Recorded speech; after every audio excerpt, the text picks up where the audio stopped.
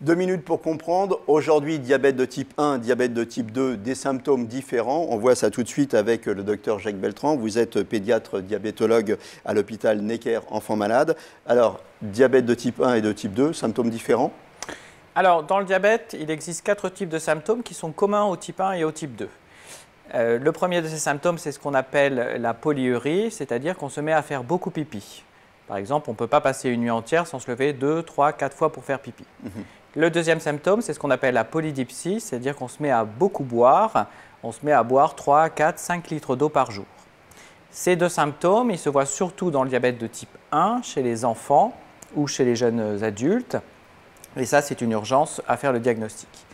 Il existe 2 autres symptômes. D'abord, un amaigrissement, c'est-à-dire que le patient perd du poids sans vraiment comprendre pourquoi. Associé à un autre symptôme qu'on appelle la polyphagie, c'est-à-dire que le patient se met à avoir tout le temps faim et malgré ça perd du poids.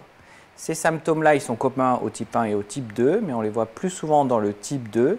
Ils apparaissent souvent très progressivement et ils doivent alerter le patient sur le fait qu'il est probablement en train de développer un diabète. Qu'est-ce qu'il y a de différent entre eux?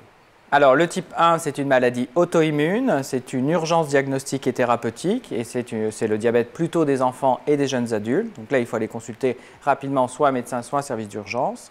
Dans le diabète de type 2, c'est une maladie plus du sujet âgé ou du sujet en deuxième partie de vie. Là, le diagnostic doit aussi être fait. Mais là, souvent, le traitement se met en place de façon progressive et en premier, en général, on essaye d'améliorer l'hygiène de vie du patient en l'encourageant, en stabilisant ou en perdant du poids, améliorer son alimentation ou faire du sport. Voilà, donc vous en savez plus sur la différence entre type 1 et type 2 et les différents symptômes. Soyez vigilants. À très bientôt.